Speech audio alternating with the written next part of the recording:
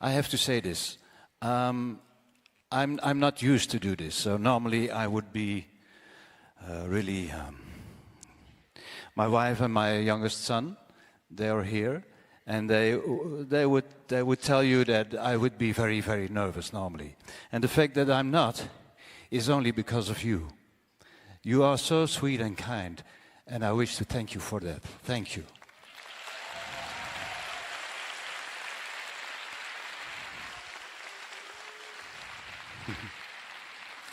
Now, we are in the 22nd day of the 100-day journey through relentless rain and storm and snow, not preventing Sadhguru riding for hours at a stretch from London, cruising through the Netherlands, Germany, Prague, Vienna, Slovenia, Rome, Geneva, Paris, and now Brussels.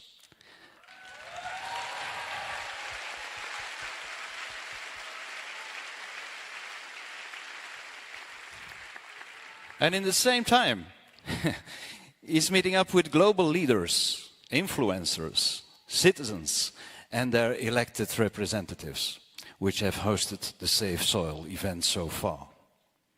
So now we'd like to share some of these moments that the Safe Soil movement with Sadhguru had experienced so far. It's a happy, funny, dangerous journey up till now, and how the world is dancing in rhythm, saying, "Save soil."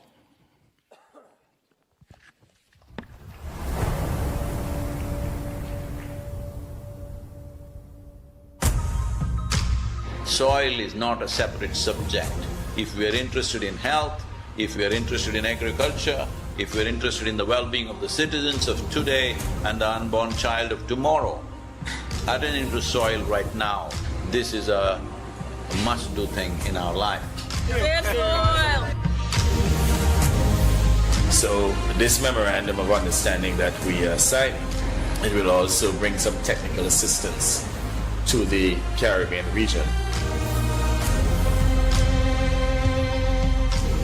This is a historic moment because here is the first step to turn around.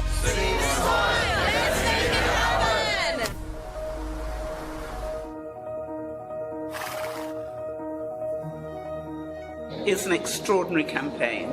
You know, it's shocking and unnerving. Wish you a very successful, joyful, exhilarating journey. I will take care of the acceleration and joy myself. Yeah. What I need is, next 100 days from 21st of March, we want the whole world to talk about soil.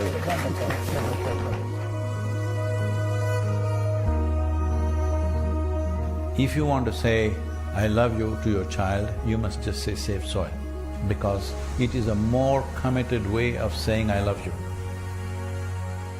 You are probably one of the most famous Indians. And what you're doing today is really important because people like you who have a wonderful following of millions and millions of people, and what you're doing with that is so important with saving the soil.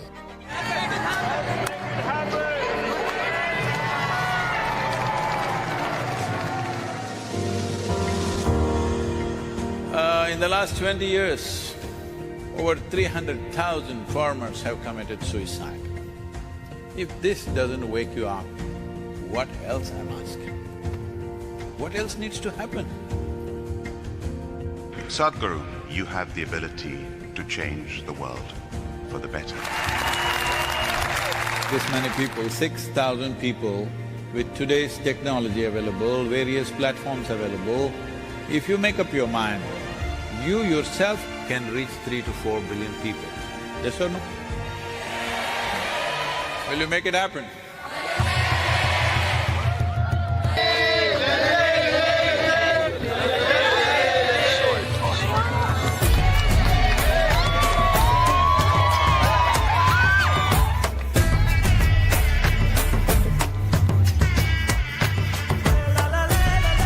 I don't have many followers.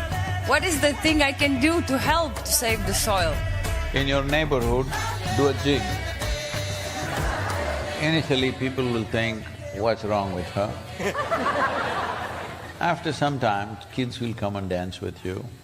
Tell them, just go and tell your parents, they must talk about this. I'm saying go and request people, I'm saying at this time if you don't talk to people, we will be a very regretful generation. Please, let's not go there.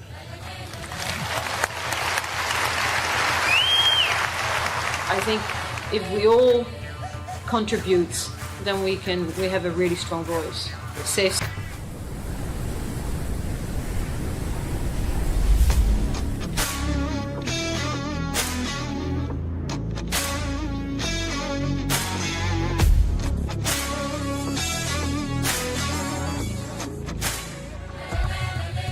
Event is about to start. There's a lot of crowds still waiting for us to get inside. There has been so much excitement and everybody is so excited to hear Sadhguru talk about Save Soil.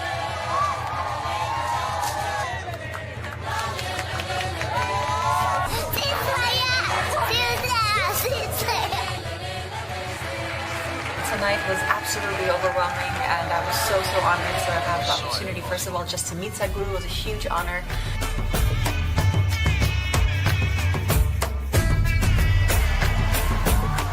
Sadhguru is very charismatic and he says it as it is. I want all graffiti artists, to whatever walls that you have, make sure that you use this. This is our time. This is our time on the planet. What we do here is our business. Let's do the right things and save soil and let's make it happen.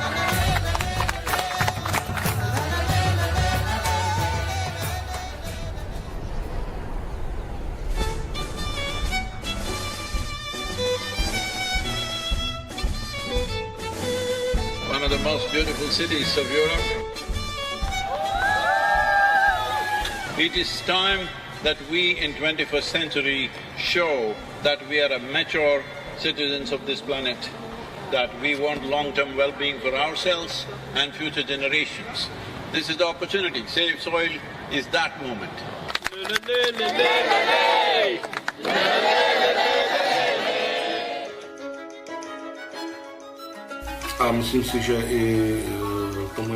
And I'm convinced that both our Minister of Agriculture as well as the entire ministry fully supports that trend or that direction. He's offering me much more than I came to ask him for. It's our common issue together. It's not for one nation, for one person, but we as people have to unite and to solve this.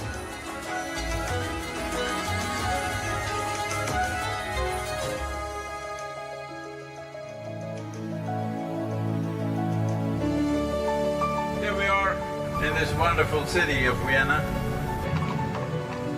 Soil is a common denominator to bring all of us together. Make sure the world gets it now.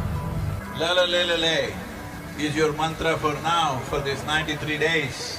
And above all, don't pick a fight with anybody, it doesn't matter what they're doing because we need every one of them.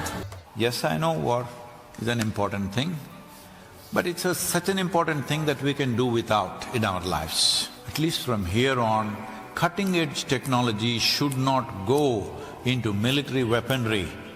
This you must pitch for.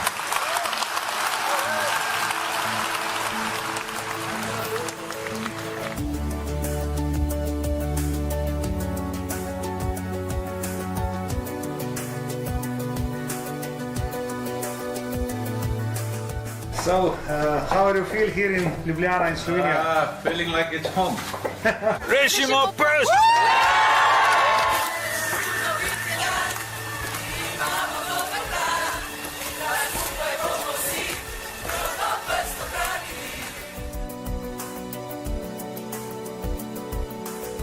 All of us have been part of this destruction. The only way is all of us become part of the solution also. So let's make it happen.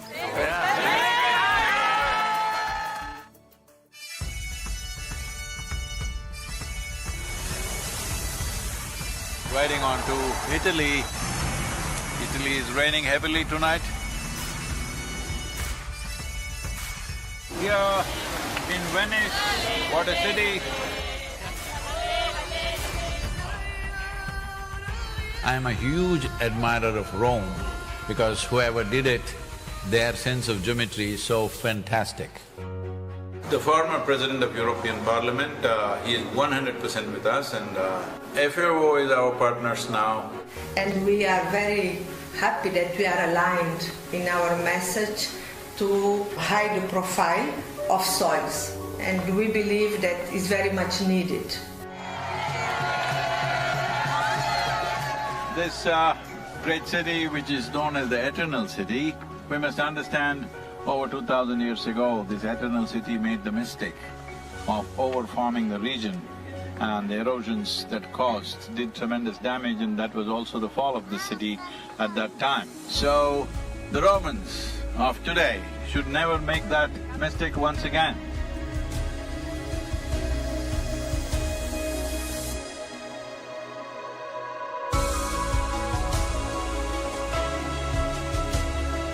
Here we are in Geneva. I think it's a message of urgency, but it's also a message of hope. So I would really like to thank Sadhguru for his leadership. The global movement led by him addresses the soil crisis by mobilizing people around the entire world.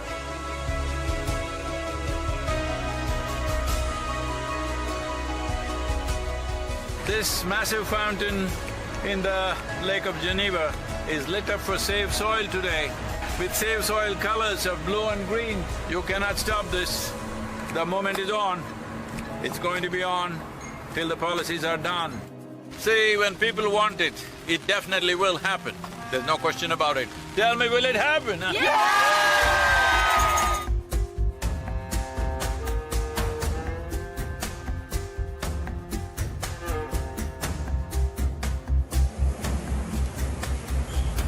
And in this cold, slippery road and winds are picking up speed.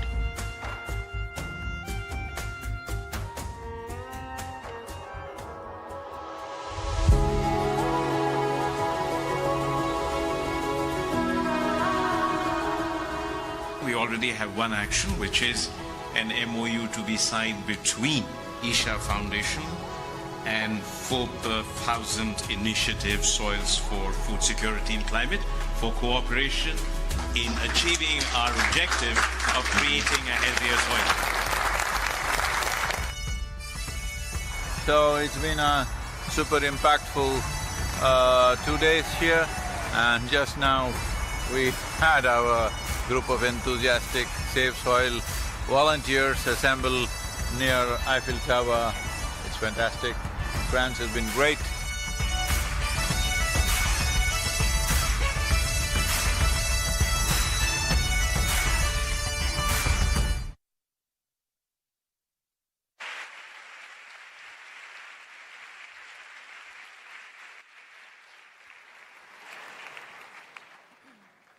It's getting warmer and warmer, isn't it? Yeah. So in a good way. Our honored guest today is Patrizia Heidegger. She is the Director of Global Policies and Sustainability at the European Environmental Board, which is Europe's largest network, bringing together 170 civil society organizations from more than 35 European countries for sustainable development and justice.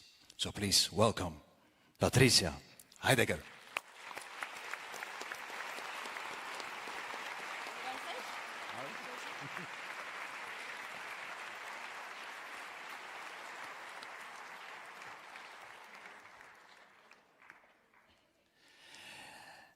And of course, the transformer, the one and only Sadhguru.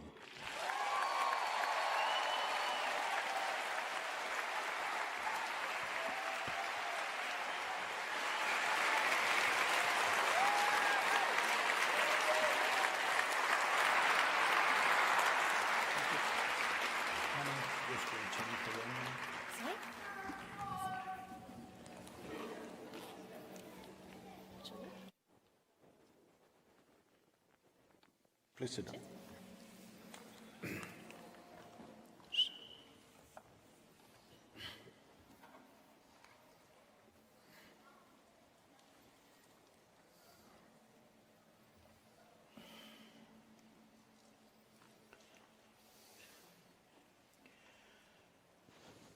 Kalo na janati tava jananam.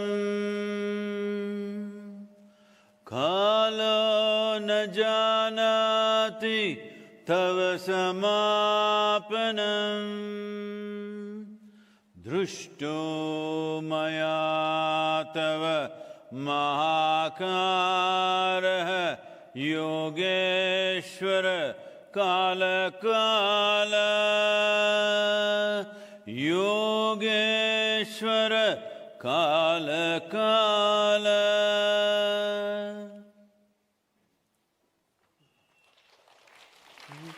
Good evening, everybody. Namaskaram and good evening. Please. Good evening, everybody. We're very excited to meet you here in Brussels. So we've just heard about your amazing story, travel. 22 days already you've been traveling through our continent, and you've seen very different parts of our region already.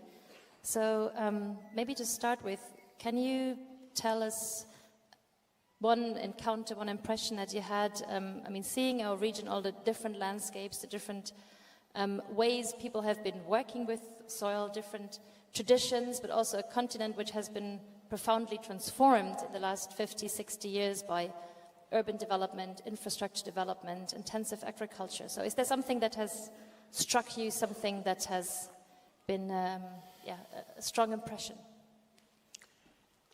Namaskaram, good evening to everyone.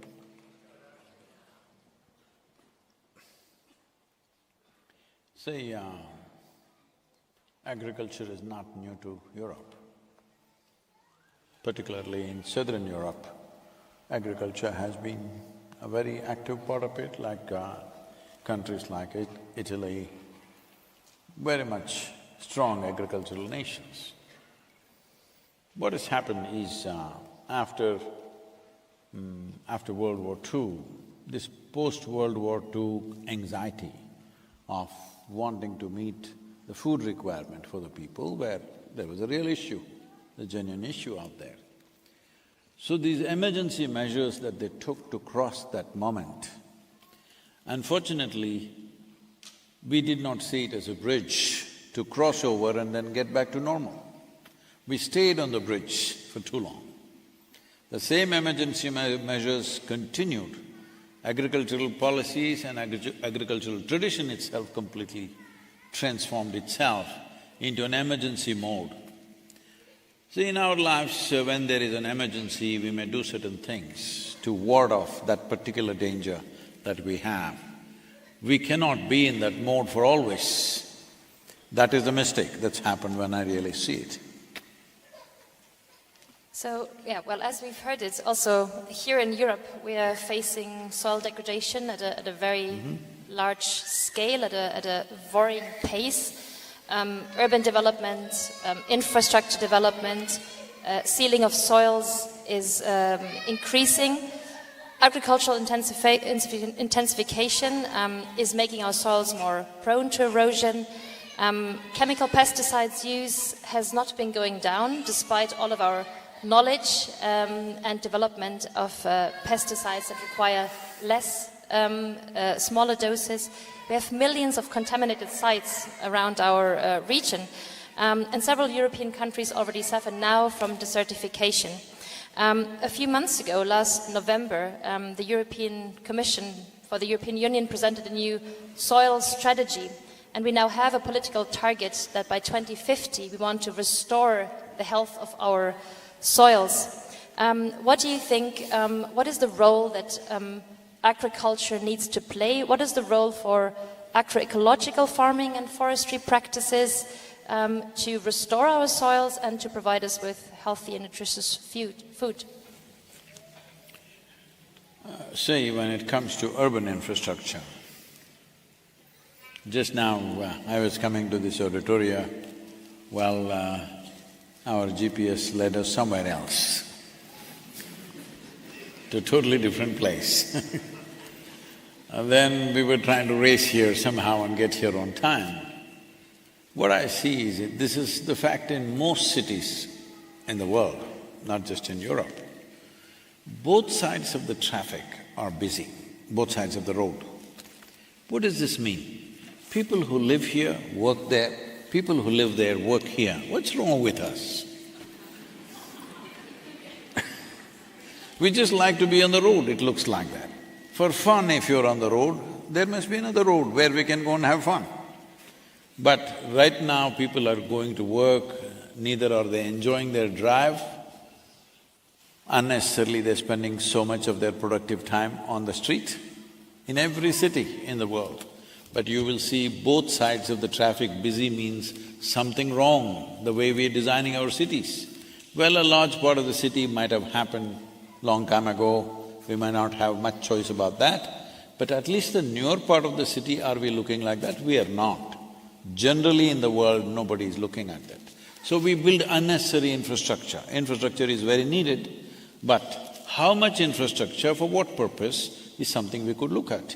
About industrial scale of agriculture, as I said, that scale of agriculture was needed because at that time there were famine situations in the world.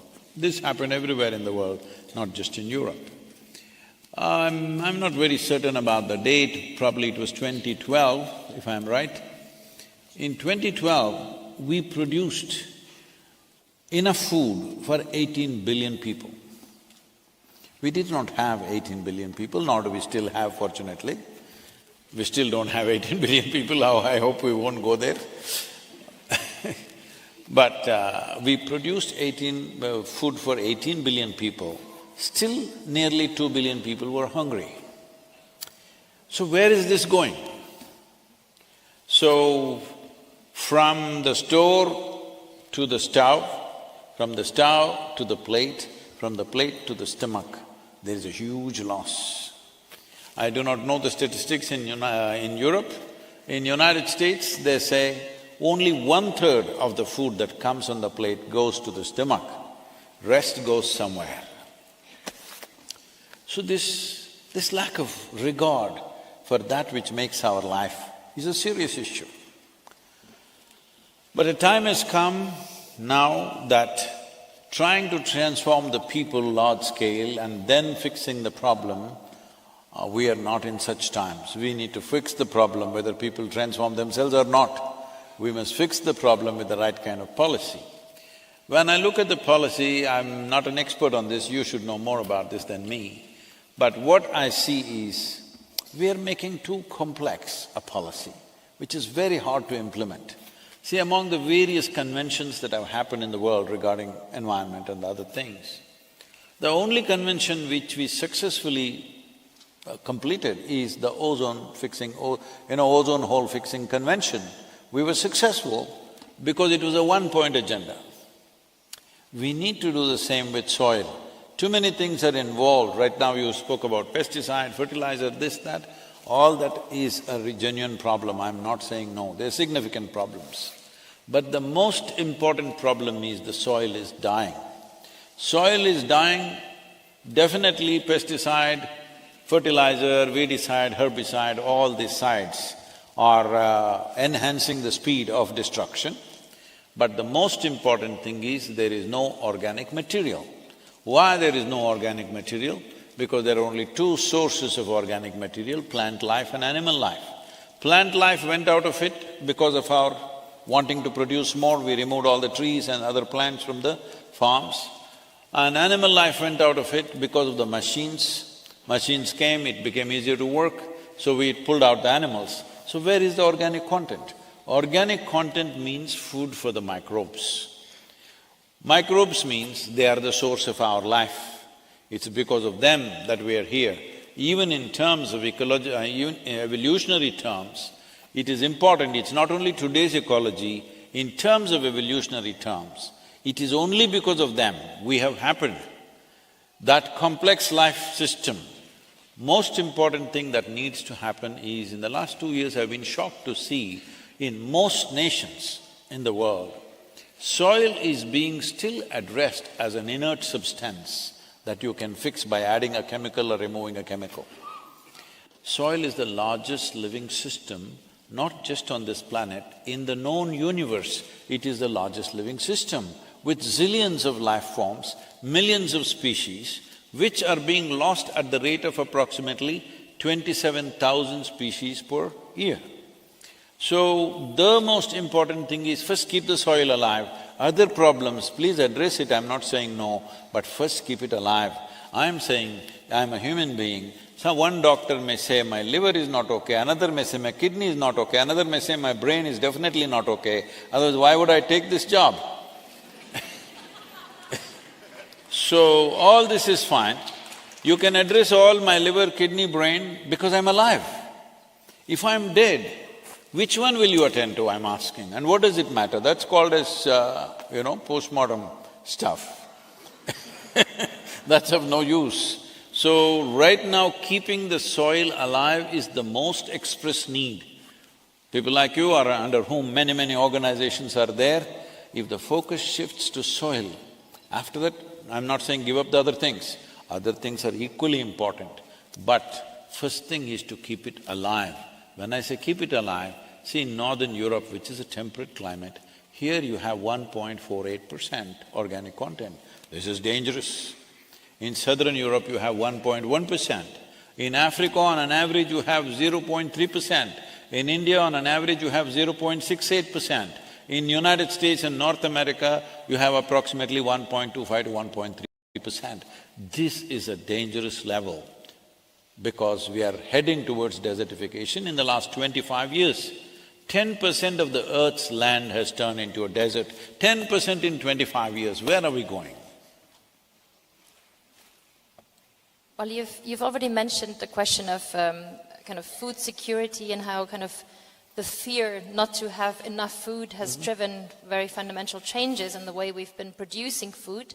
You've mentioned the fact that we are producing more food than we need, and we have more people who are actually overfed, but still having millions that go hungry. So, well, I wasn't particularly looking at you, but well, obviously there's an imbalance in the system. So when we kind of promote more agroecological practices, what we often hear from the say food and agricultural lobby, the intensive agriculture, is that, well, if you change agroecological practices, you will lower productivity, you will have less income. Now, research has shown that this is not necessarily the case, and we came across some recent research from your home country in India, from Andhra Pradesh, where we understand a quite large share of the agricultural production is under agroecological practices, and where research has shown that once you transition from, let's say, conventional or intensive agriculture to more agroecological practices, you might have a stagnation of production and of income, but on the long run, you will actually see an increase in productivity, you will even see an increase in farm income. So, Can I say something on that? See, in southern India, we have this project going as Project Green Hands for the last nearly 27, 28 years now. And then we came up with the Rally for Rivers and then Kaveri Calling. What this is largely the kind of agriculture which has a minimum of 10% of the land has the necessary organic content for the remaining 90%. This is in the form of trees, in the form of fruit trees, in the form of timber trees, variety of things. I will not go into the detail of how it is done, but the income of the farmers has gone up in 7 to 8 years' time, anywhere between 300 to 800%. The soil content, the soil quality has improved significantly. Water tables have come up. Nutritional value in the food has gone up. In the marketplace, it is sought after, this particular produce that comes from this. Variety of crops, not any one crop. But doesn't matter what kind of industrial farming you do or dastardly farming you do, but will rich soil assist you or will it be against you? That is a simple question. This is why I said we should not complicate this with too much talk about fertilizer, this one, that one. See, how much fertilizer or how much pesticide gets into the food that you're eating depends on a variety of factors, not just on the volume applied. On a given day when you apply, What stage of development is the crop in at that time? Is it flowering? Is it pre-flowering? Has the fruit or vegetable already come in? What is it? Apart from that, what is the humidity conditions on that day? Did it rain? Did it snow? What happened on that day? What is the temperature? Accordingly, that much of it gets into the food, nobody can 100% gauge it how much. But we are talking about destruction of the soil. Destruction of the soil definitely is happening because of these applications. Why are these inputs going up on a yearly basis? Because the soil is getting weaker. The farmer is trying to compensate by putting more and more fertilizer and whatever else. Does any farmer, any industry, industrial farming companies, individual farmers, small, big, whatever, will they disagree that if you make your land rich, minimum 3% organic content, if you bring, we will give you an incentive? Will anybody be against it? Nobody will be against it. Last 2 years, what I'm seeing is, I have been talking to a whole lot of people around the world, various agriculture ministries, ministers, heads of state, variety of people. What I see is everybody in responsible positions, every one of them knows what is the nature of the problem, what is the nature of the solution. They may not know the detail, but they know the nature of the solution. I've been wondering, what is this? Everybody knows the problem, everybody knows the solution. It looks like they were just waiting for an idiot to bell the cat. Here I am. Because it's always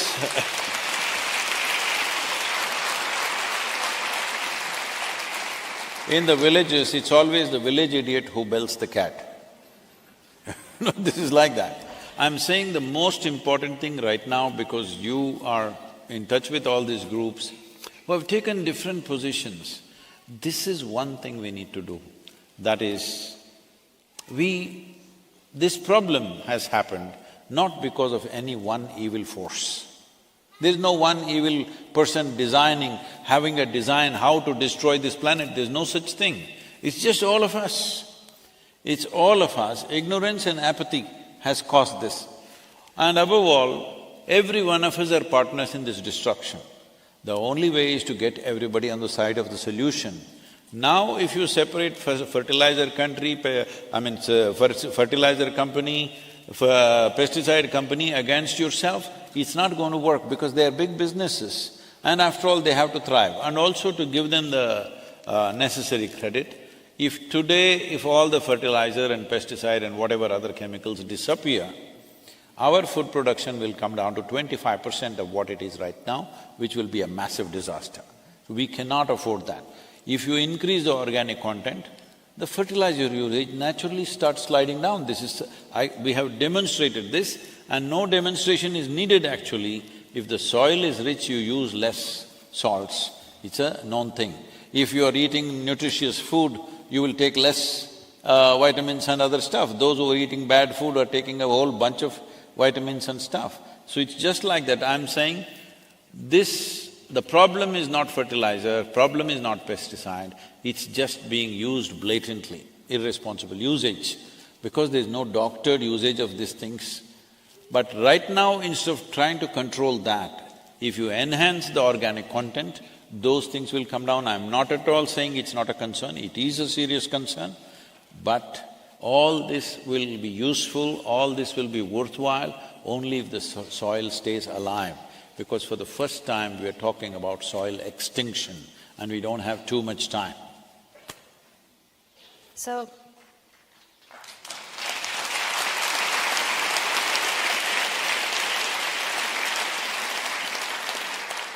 what we have seen here in our region is that despite, let's say, better knowledge and despite better technology, we haven't seen the amount of pesticides being used coming down or the amount of synthetic fertilizers coming down, rather the opposite.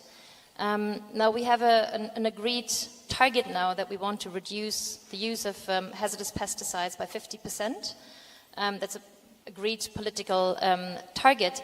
But the argument that we kind of need that high input of chemical pesticides, of synthetic fertilizers, that argument has been used based on that fear that we need that to kind of sustain ourselves, to produce enough food, even though the very input is degrading our soils, which on the long run might actually What produce will be the consequence if I use more pesticide? Is there a punitive action for that? Sorry? What will be the consequence? Suppose I am a farmer and I use much more pesticide than what you ask me to do. Is there punitive action for that? Well, I mean, there's certain pesticides that can be used and that cannot be used, and now we have targets to reduce the use of pesticides, but the one problem is that this argument that we need that high input is needed to produce the amount of food that we need, even though we know on the long run it's actually undermining our ability to produce enough food on the long run. So you said you're advocating for a higher organic material percentage in the ground. So can you say a bit more about how your campaign will for instance, support and work with farmers to kind of also increase their knowledge and their capacity, for instance, to use natural pest control, and what needs to be done to control the amount of input? See, in India, for example, there is a company with whom we have been working, which is one of the largest companies, which is making biopesticides, which is organic kind of pesticides. One of the things that they're doing is, they're taking neem seed, you've heard of the neem tree, the neem seed oil, and using that. It is quite effective. But they've been collecting neem seeds all over the country, but they don't have enough neem seed in the entire country. Even if they gather it from everywhere, it's simply not enough, and it doesn't even fulfill 2% of the requirement, pesticide requirement in the country. So we want to grow the neem seeds. They're asking people to grow, but nobody wants to dedicate land to neem trees because a neem tree takes minimum 20–25 years before it becomes reasonable size. It's a very slow-growing tree. So people came up with hybridized neem trees. Those neem trees don't have the same bitterness in their seeds, so it doesn't work. So I'm saying there are many complex issues. Even if you intend, a lot of things cannot be done overnight. But one thing we can definitely do is enhance the organic content. If you enhance the organic content, need for fertilizer will definitely start sliding down. Pesticide, I feel the simplest way to do this is, if you convert the entire region into a certain kind of farming. Right now, I am doing organic farming, you're doing regular farming, and we are neighbors. Once you spray, all your insects don't die, they all come to me. This is what is happening, because we are not converting an entire region. If an entire region gets converted, there are ways to do it. But when individual farmers go for it, they pay a huge price. And above all, farm economy is such a fragile thing. If you mess with it a little bit, the whole thing will collapse for the farmer. The highest number of suicides in the world is among the farming community. Both in India, in United States, people were saying, even in Europe, in some of the countries, it is the highest for all the other professions.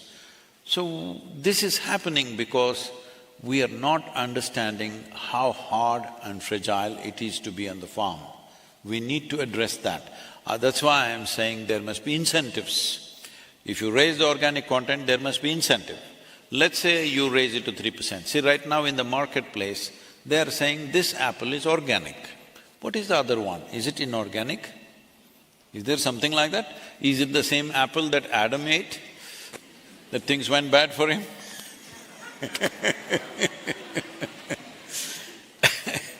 So, the important thing is, if you say this is organic, what is it you're trying to say?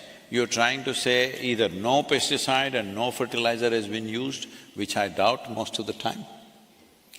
But if it is so, it's great, but that is going to be very limited produce, it's not going to serve the world. It is only going to serve 1% of the elite in the world. It will not serve the larger requirement. But instead of branding it as organic or inorganic, if you brand it as, let's say my field has 3% organic content. If I say this apple comes from a field which has 3% organic content, there is enough science to tell you For 3% organic content field, what are all the extra micronutrients that will be there in that? And there's enough science to tell you, because of these extra micronutrients, what are all the benefits that you have in terms of health, in terms of preventive health, in terms of psychological health, what are the benefits? Suppose my field is 6% organic content, what are the benefits? There is enough science. So first thing is to give an incentive for farmer to raise this and make the incentive attractive enough so that farmers will voluntarily go for that. Next thing is the industry and business should come in to make sure the farmer who raises the organic content gets the carbon credit and extra income happens. And the next thing is, in the marketplace, it'll find its own level and it must be valued by the people. Now if you buy a 6% organic content field, if you buy the apple, it may be 5–10% more expensive. But instead of eating 5 apples, 1 apple will do because you will get the same nutrients. That's what they told you. 1 apple could keep the doctor away, not 8.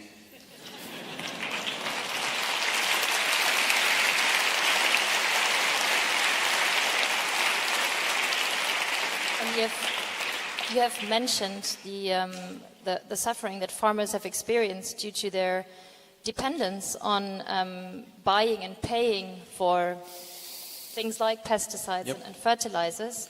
That cost is going up year by year. The cost is going up and people getting into a spiral of debt and dependence on these materials and their investment in that. And if their crops go wrong, they get stuck in their debts.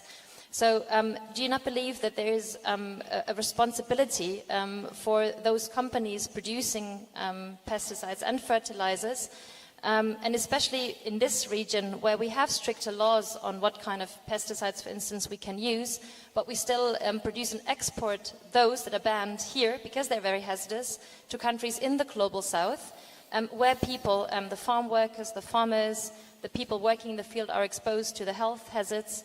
What do you think is the responsibility here? This has always been the case with pesticide or pharmaceuticals or whatever. What's banned here is sold everywhere else in the world. It's an unfortunate reality.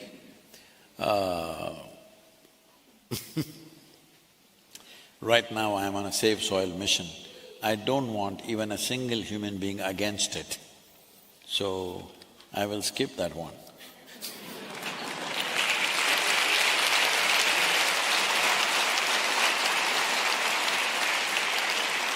So my last question would be around land as a resource. So land is a finite resource. It's subject to increasing pressure around the world, and we've talked about it, urbanization, infrastructure development, but also increased food, feed, fiber production, fuel production. So here in our region, every year we lose around 500 square kilometers of agricultural land, which is transformed, converted into artificial areas. And this is, of course, a global problem, not just a European problem, because the demand, of course, for areas to settle, to grow food, to grow biomass is rising around the world. So, and here, from the European region, we are, of course, also contributing to pressure on land in other parts of the world because we're net importers. We're net importers of things like agricultural commodities, feedstock for our farm animals, of biofuels, etc. So what do you think are some of the big turning points globally to prevent our increased need for land, which is a finite resource?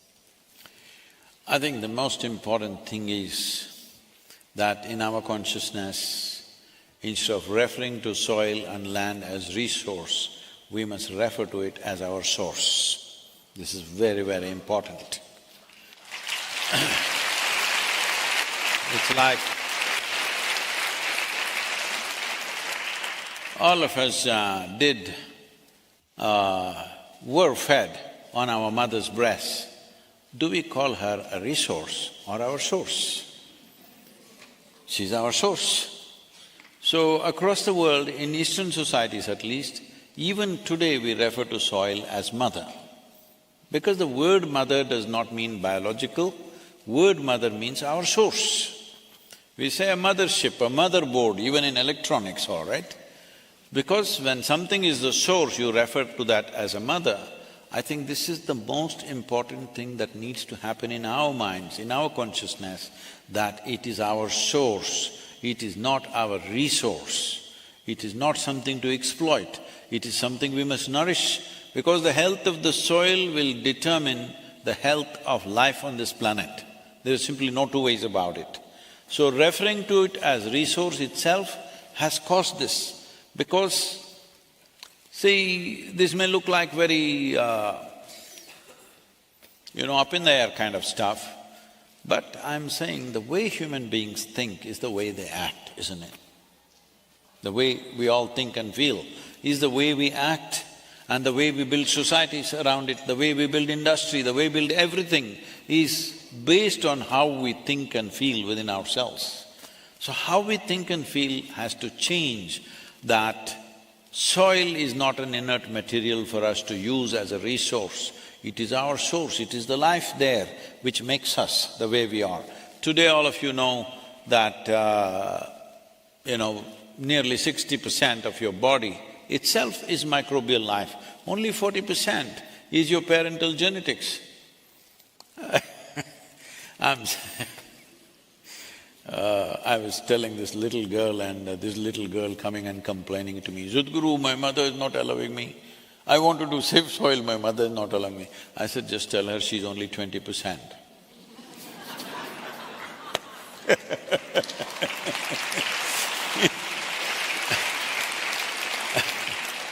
Well, there's definitely a very big need to raise awareness about the meaning of soil, because it's definitely a topic which hasn't received enough attention, even though we're losing soil at a very rapid pace. So increasing the awareness about the role that soil is playing as a life support system for us as humankind and the rest of the planet is extremely important. So I hope your mission will be very successful in mobilizing millions around the globe to save soil and to create more awareness of what we need to do to protect it for us and for future generations. So I understand we're taking questions from the audience now. Before that, can I ask a question? Of course. All this variety of organizations which you represent in some way, I hugely respect their concern, but the mode, I think there needs to be a little relook. It's not for me to tell them how they should operate, but there should be a little relook on how we address this. Because this is our last chance, if you ask me. In the next 20-30 years, if we don't do some real fixing, we will be very sorry. As a generation, as a species, we will be very sorry. So, being in that kind of a crucial period, the most important thing is there should be no human being who is against whatever campaign you're doing, whether it's pesticide or this, that. So for this to happen, we must take away this fighting mode. People are saying war against climate change. We don't need climate change is bad enough, we don't need a war. There is nobody who disagrees with what you're saying. It is just that immediate needs, express needs are making people act the way they act. The more we complicate it with too many issues, the more conferences we will have and less action we will have.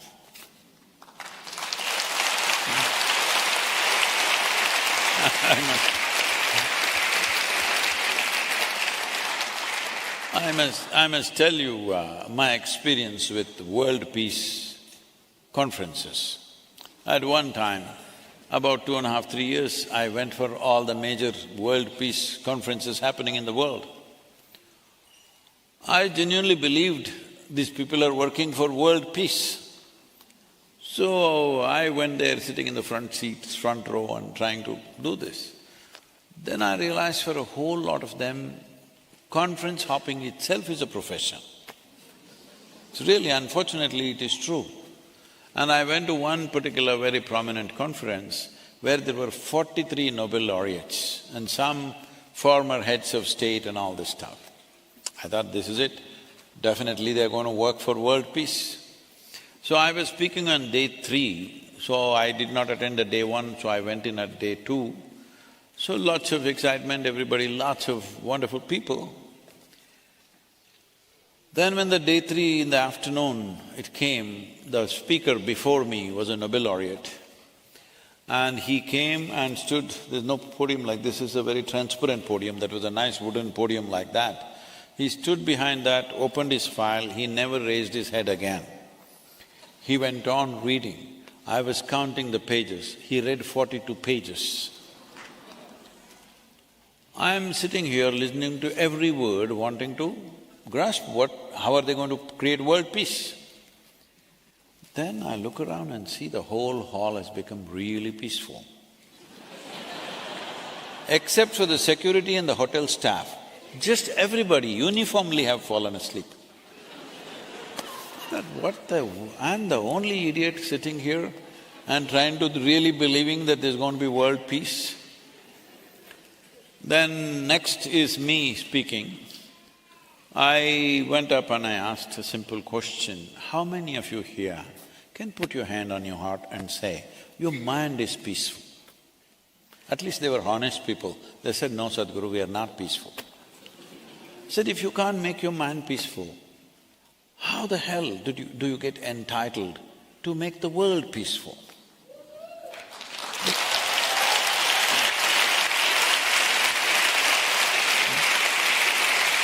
Because there is no peace in the world only because of the nonsense that's happening in human head. If human beings are not here, everything is very peaceful. So, without addressing the fundamental, how do we create this?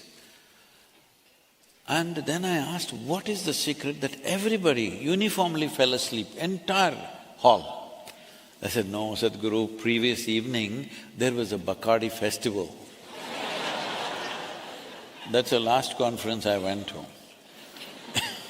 So I'm saying so many COPs are happening, now I'm also going to this COP 15. I'm saying if we reduce the tempers and the heat against each other and look for a solution, make necessary compromises and at least make 5% progress rather than 100% talk. 100% pitching for 100% transformation, instead of that 5%, a small step if we take, actual step, rather than really shooting for the ideal. Yes, we don't give up the ideal, but we must take one step. This is one step I'm asking for. Make soil, if you own an urban land here, if you own 10,000 square feet, you can't build 10,000 square feet. But if you own 100 acres, you can plow every inch of it, turn it into a desert in the next 10 years. Nobody will ask you, why in urban land there is a law, in rural land, agricultural land, there is no law. Why can't we make a law? If you own agricultural land, minimum 3% organic content should be there. 3% is not great, 3% is starvation diet for the microbes, but at least they stay alive. 3% is not the ideal, minimum 3%. Now 2 billion people are under water stress. They're saying by 2032, 3.5 billion people will be under water stress. Well, if you increase the organic content to 8 to 10%, your irrigation requirements will come down to 30% of what you're using right now. If you're using 100 liters of water, it'll come down to 30 liters. If you raise it to 12 to 15%, it will come down to 10 to 15%. We have demonstrated this 100%. So, if 3.5 billion people don't have drinking water on a daily basis, those days are gone where they will just sit there and die of thirst. Now there is transportation, there is information. People will come where there is water and food, isn't it? So it is expected by 2032, over 1 billion people will be migrating. Migration, forced migration, unplanned migration is not a great thing because the amount of human suffering that it causes, particularly to women and children, is unspeakable. That kind of things happen to them. But this can be prevented if you enrich the soil. If the soil is good, why will they leave their traditional lands and try to go to some strange place? They will not go there. So, this needs to happen. All the wonderful organizations, whatever work they have done, we deeply appreciate. But if one agenda is taken and all of us push for it, The chances of making that happen are so much better than taking up 100 things which are important, definitely important and significant, but in the order of significance, keeping the soil alive should come as number one, everything else as secondary. Right now somebody has got dandruff, somebody has got this one, that one, but the cancer should be attended to first before we fix the hairstyle.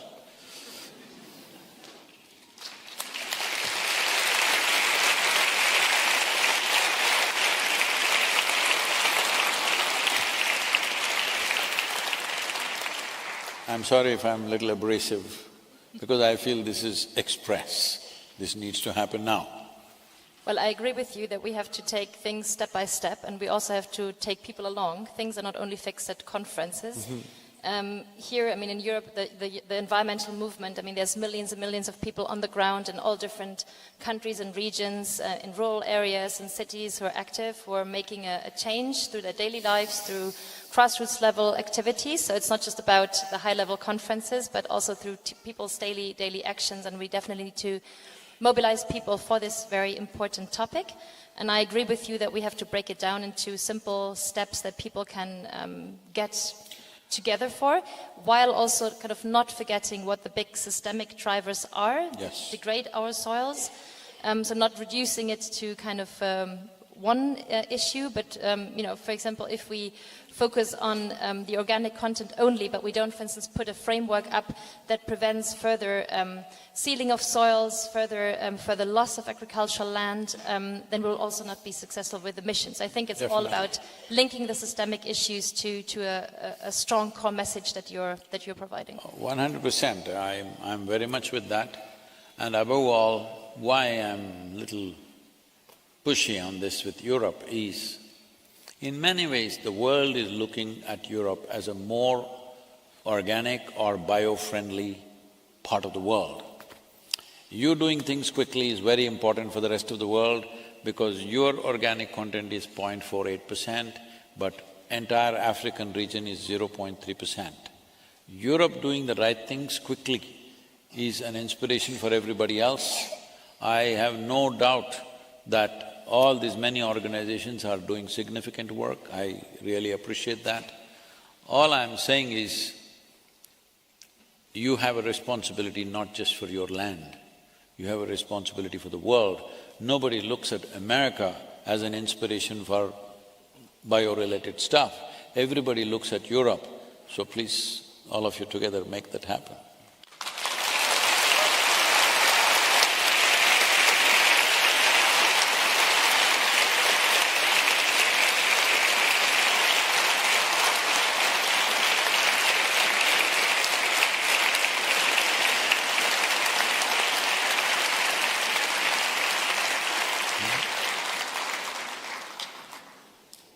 Are we taking questions from the audience? Yes, if they have.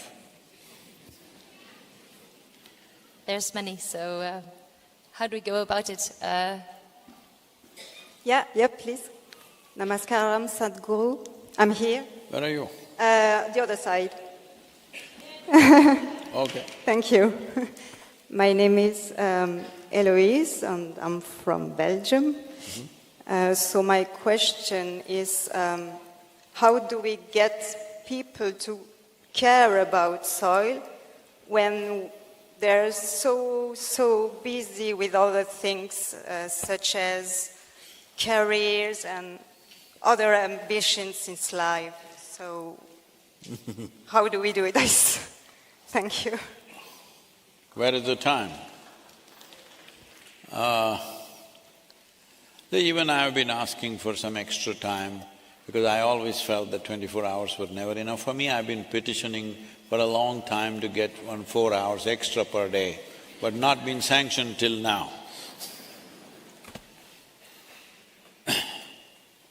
So that is when I stopped shaving and I got every day 20 minutes extra.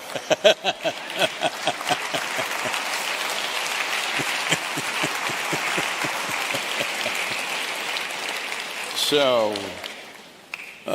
this nearly 2,000 people who are here, you must become earth buddies. What earth buddy means is, you invest 10 to 15 minutes a day. And in your hands, you have a smartphone or a dumb phone, what do you have? Huh? All of you have smartphones. So if you are calling something smart, it must be smarter than you. Hey, you call somebody smart only if they're smarter than us, isn't it? So if you have such a smartphone, don't waste your time just sending silly messages on that one. You can also do that a little bit, that's your life.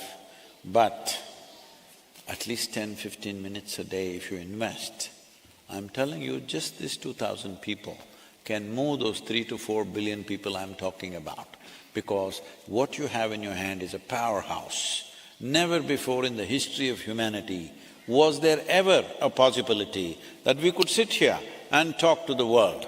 Never before. So when there is a technology like this, when there is a means like this in your hands, you're saying, I don't have time to even twiddle my thumbs. What is that? So that means you don't realize the seriousness of the situation we are facing.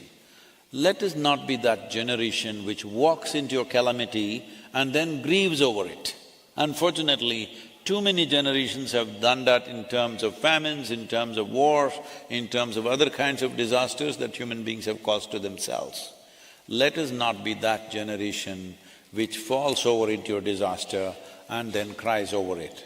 Let us be that generation which turn back from the brink of a disaster. Let us be that generation. The disadvantage is, nobody will know that you actually fixed the problem because you fixed it before it happened. This is what you should be. Hello?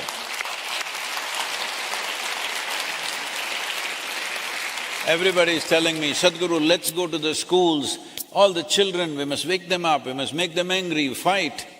No. Children till they are 15 years of age, let them grow up without any concern about anything. Let them eat well, play well, learn well. Let them grow up without concern. This is most important. Injecting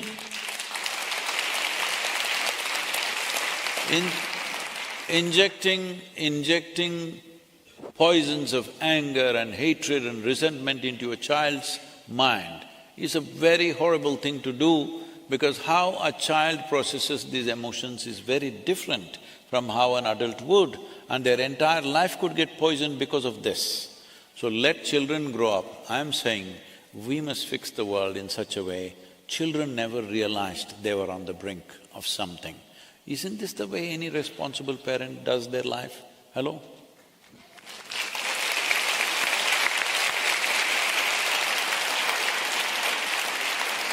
So, do I have an earth buddy in you?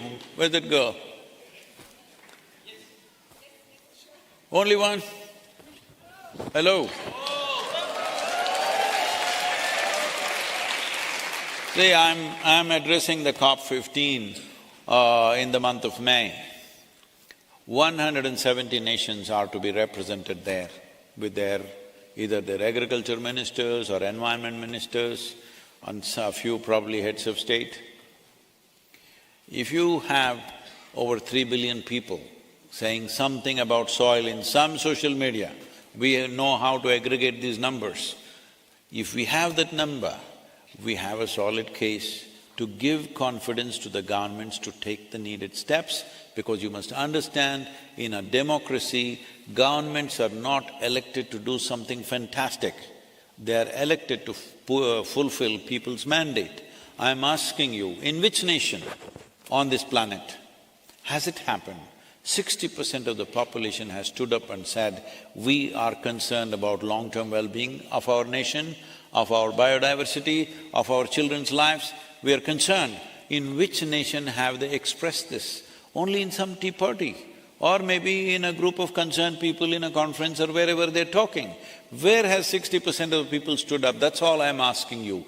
Get 60% of the world's population, 60% of the adult population to say something about soil in the next 100 days. We will see how to get the policy done.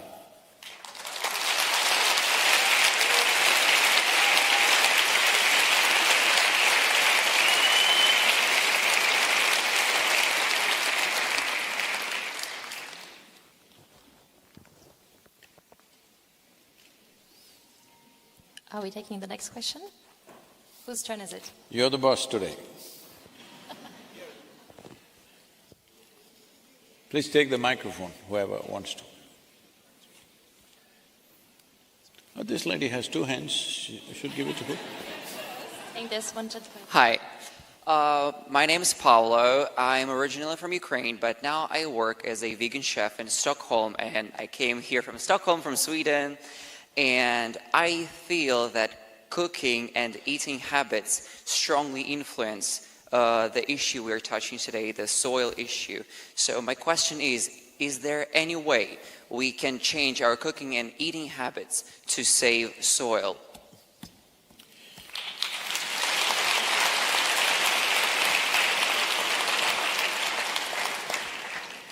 As I told Patrizia some time ago, I'm also telling you, if I talk about how you eat, what's wrong with the way you eat and what you eat, then I will alienate 50% of the population. Right now, I'm not willing to do that. I want 100% of the population with Save Soil movement. So we're skipping that question.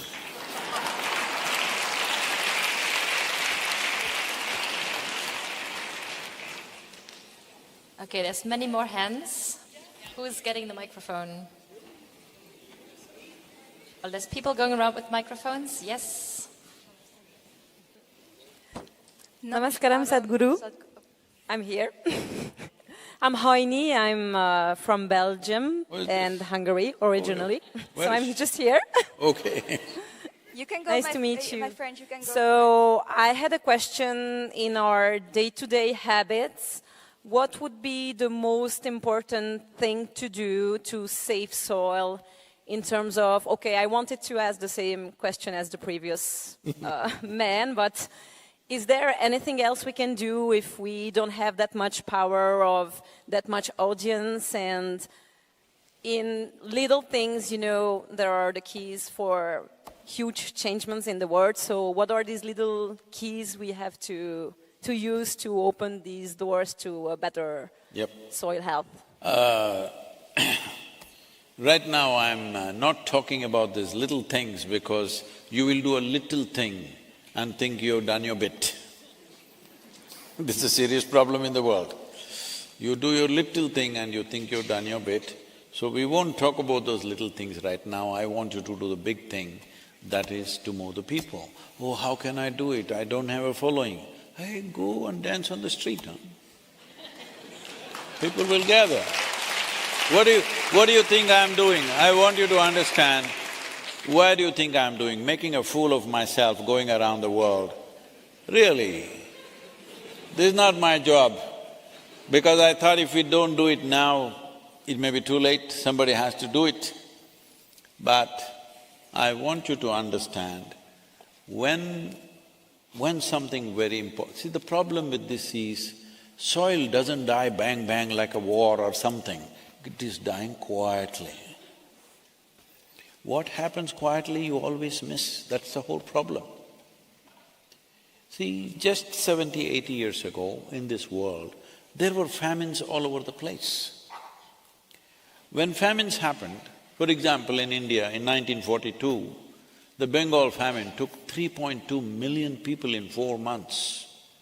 Famine is the worst possible way for human beings to die, because it's a slow fade.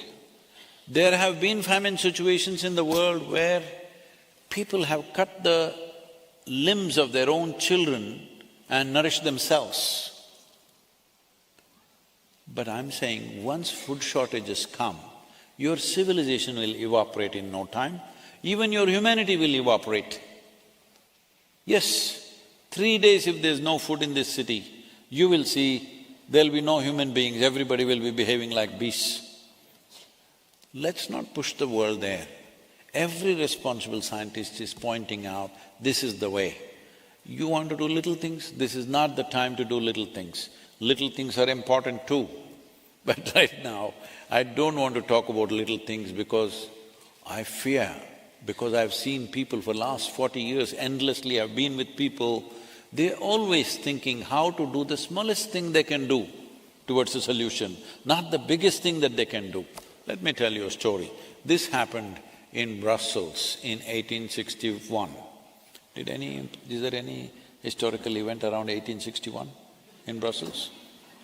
I'm not even from Belgium, so maybe Okay. we can consult with you. But I'm sure something very significant happened. No, I want to choose a date where nothing happened because I don't want them to link it to that. Some 1860-something, okay, when nothing happened. On that day, the people in Brussels, they looked up at the moon and, moon has its own shades and it keeps shifting from day to day. So they believed there are people on the moon. And they thought, we must communicate. How? There were no spacecrafts and nothing at that time. So they decided, at a given moment, all of us will come on the rooftops of our buildings and homes. In one voice, we will ask, who? Let's see what they say. Now I will say 1, 2, 3, in one voice, all of you must say who. 1, 2, 3. So you have become like this, you are a wonderful group of people. That day, everybody came on the rooftops. When that moment was approaching, I was also here in Brussels at that time. And I thought, oh, my voice, I'm just a small voice, even with microphone people can't hear.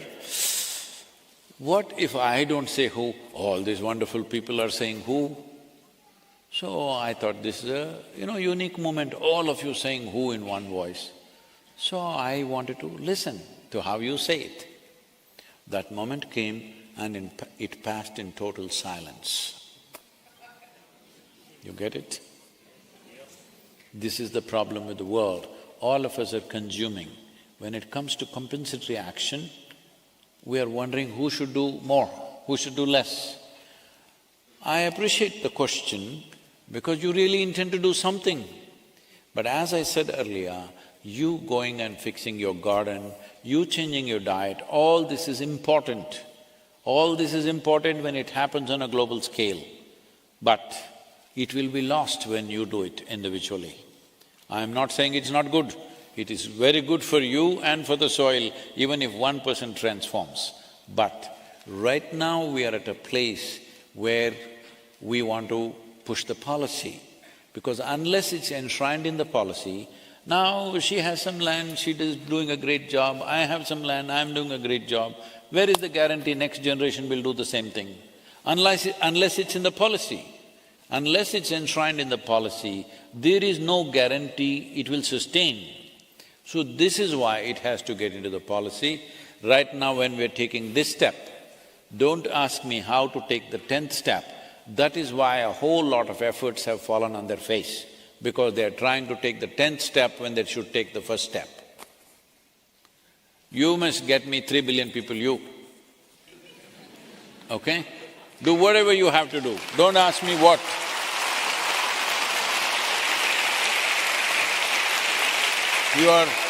You are much younger than me, and I'm sure your ability to handle this technology is much better than me. So you must tell me, Sadhguru, let's do this. Don't ask me what to do. Hello?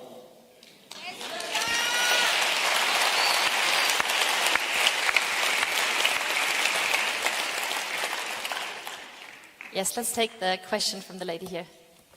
Namaskaram, Sadhguru. My name is Ishata and I'm from Amsterdam.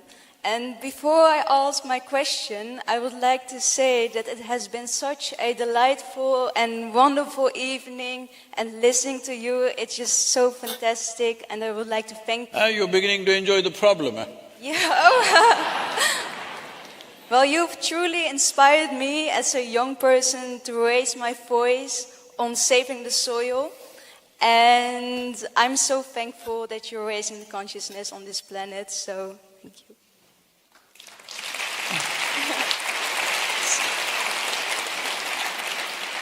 So to my question, how can we create more awareness within our education system itself about saving the soil and also the overall well-being of our planet in a positive and progressive manner? Well, one important thing that needs to happen is every child in the world must know that when you step out, you're stepping on a living entity called soil. Then you would walk a little more gently. When you walk a little more gently, every other activity that you do also you would do it a little more consciously. If somebody is lying down here, even by accident, if you stepped on them, will you just walk and go on? Hello? Hello?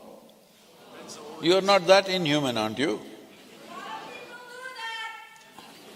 Don't say a lot of people. Unfortunately, there are a few people who put their humanity to sleep. There are people, but generally almost nobody here can do that, isn't it? If you as much step on somebody's foot, can you simply go? You cannot go. This is your humanity. So if children are conscious and if you are conscious, you are stepping on a living entity, you would walk gently, we would do our industry gently, we would do our agriculture gently. Will it happen tomorrow? No. But if this is the way we think and feel, slowly that change will happen.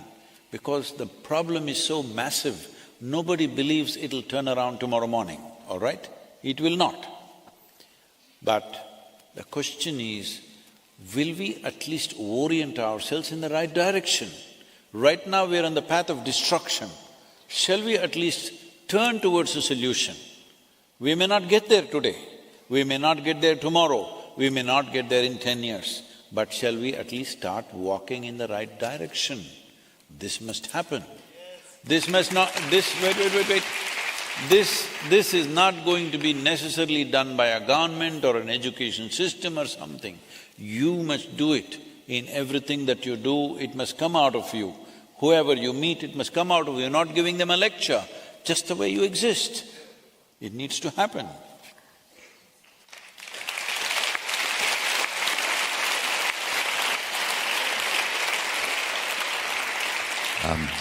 We will take one final question, so… Name, where you're from, and ask a question and keep the mic… It's your… Okay. Troy, go ahead. One very young gentleman with a question. Go ahead.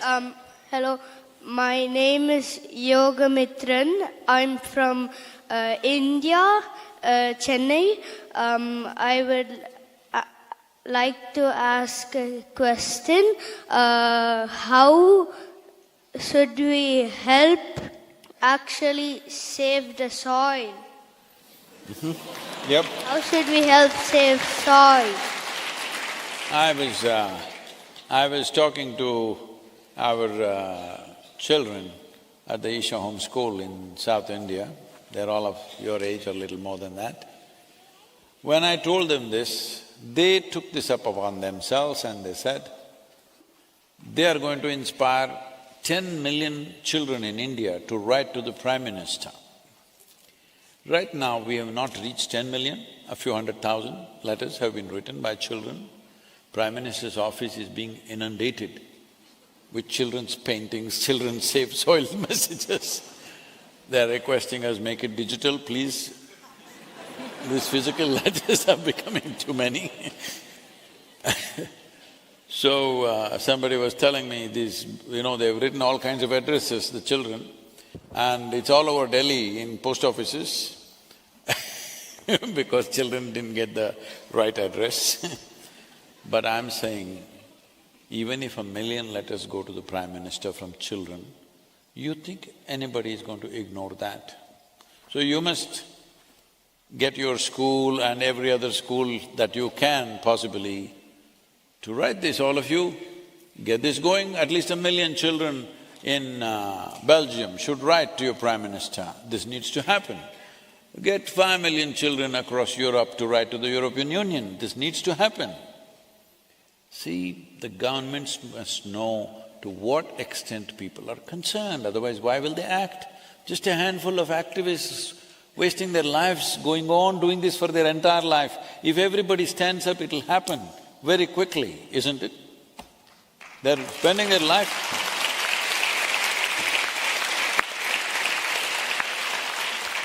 To give you an example, You know, in 29 days of Rally for Rivers, driving from southern India to Himalayas, I drove through 16 states, nearly 9,300 kilometers, and we gathered 162 million people supporting us. Once there was that kind of a number, the policy document that we wrote, which was 760-page document about how to manage tropical rivers in India, became the official policy recommended to all the 28 states within 3.5 months. Today it is the official policy. Implementation is slow, 6 states went for it, proactive. Others usually wait for a disaster to happen. That is a mode, unfortunately. Then to create a certain express need, we started what is called as Kaveri Calling. That one river basin we took up, which is 83,000 square kilometers, and 5.2 million farmers live and work here. Looking at the success of that, 5 UN agencies joined up with us. Because of the success, there is no other project of that scale happening anywhere in the world. And looking at the success of that, the central government made a similar replica projects for 13 river basins which account for 67% of India's land. Now we have been pushing this has already been 5 years. Now just about 8 days ago or 9 days ago, Government of India announced a budget of $2.3 billion for these 13 river basins. This is just the beginning.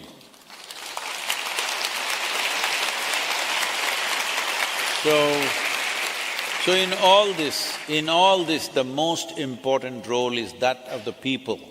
Because of the size of support that is there, government cannot ignore it. No democratic government will ever ignore the numbers, because numbers are the basic currency in a democracy.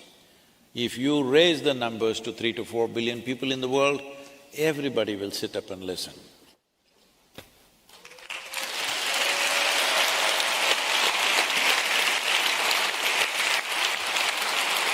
So, if I can say something, 1 second, everybody's asking how to do it, how to do it. One thing is follow the journey on Safe Soil. I want you to understand, this is not about you supporting me, I don't need that.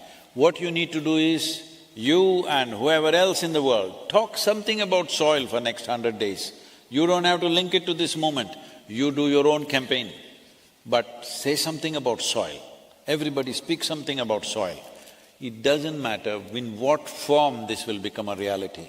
It may happen in considering all the realities that you're talking about, or it may happen taking just a few of them, but let at least one step move in that direction of keeping soils alive. If they take everything and make it happen, fantastic, but I doubt whether they will take such a strong step, because they have many industries and others, there are fighting forces out there. The simplest thing, where there is no fight, let's take that step. After that, where there is fight, we will go a little more slowly, because economic interests are there in this. Nobody is going to give it up just like that. So share safesoil.org website with as many people as you can. Make Save Soil song reverberate everywhere. Can download it from the website. Your children write a letter to the Prime Minister or President of your country. Can find on website. Put up Save Soil stickers on your cars. Display placards wherever you can. If you don't have a car, if you don't have anything, stick it on your clothes. Let's make it happen.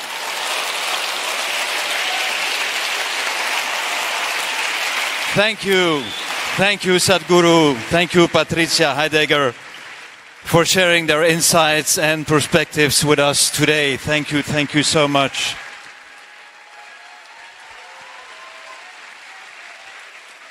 And of course we are immensely grateful to Mohambi and the talented ensemble today for their wonderful performance. I also want to thank all the Isha volunteers and all those that made this event possible. And finally, a special thanks to all of you who followed us. Give a big hand to the musicians, come on.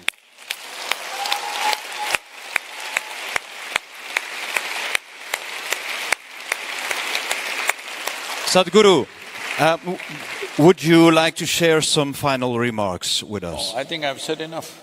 You have said enough. Okay. then let's sing a song of peace, a song of love. Here's presenting to you the Soil Song, which has created soil waves across the world, a dance for earth. Let's talk soil, sing soil, breathe soil, and live soil. Thank you so much.